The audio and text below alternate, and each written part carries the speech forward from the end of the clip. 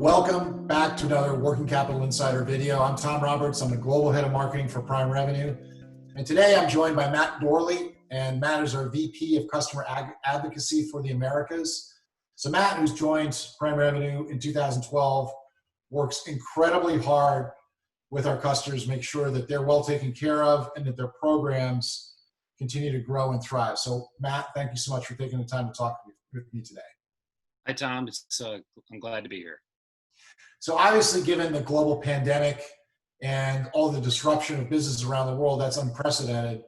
What are you hearing from clients about what's happening to them given the health crisis as well as the economic crisis that's resulted from that? How's it impacting their businesses? Sure. So we have the fortunate opportunity to talk to many clients across different sectors. So one sector that's doing actually well is food and beverage food retailers. So their supply chains are operating at near or full capacity, which is requiring their supply chains to operate at optimal levels. We also have sectors who aren't doing so well. So a couple examples of those are automotive and oil and gas. So those sectors are dealing with significant reduction in demand. They're dealing with temporary plant closures, which is putting pressure on their supply chains because of the lack of demand or even plants running. So both those scenarios, though, do result in a huge need for liquidity.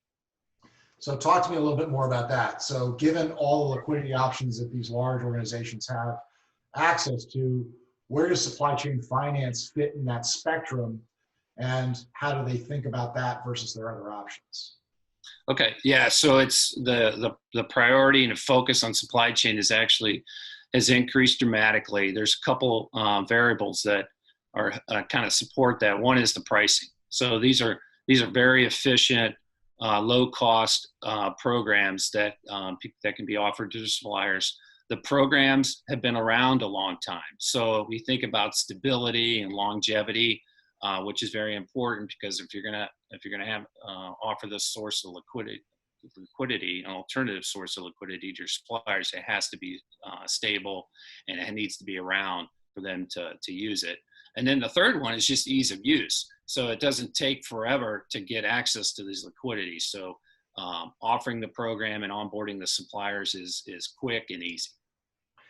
So I know from working with you on a number of clients and just in general overall clients that you support, many of them are expanding their programs dramatically and trying to do it very rapidly. Some with hundreds of suppliers and some with thousands of suppliers. So how do you go about a joint action plan to be able to execute against that? And sort of what are the challenges and what are the sort of lessons that you've learned? Okay, so there's actually really three key themes that we're engaging our customers on to help them with their business. So one of them is working capital, improving working capital. So there's two levers that we're helping them with. One is payables. So we're trying to help them optimize their payment terms and offer an alternative source of liquidity to their suppliers. The other one is receivables, where we're helping them put together a portfolio of their customers and then putting a receivables financing solution together. So that's on the working capital side. We also, another theme is just cost reduction. So our customers are focused on margin, improving margin. And then the third one is just enhancing or protecting and sustaining their supply chain. So that example I made earlier about industries that are struggling and they're just trying to figure out ways to help their supply chain survive, that this fits that category where we're trying to get the program out so those suppliers have another source of liquidity. Great. So Matt, thank you so much for taking the time to talk to me about all this. I really appreciate it. And for those of you watching, thank you so much as well for taking the time to watch.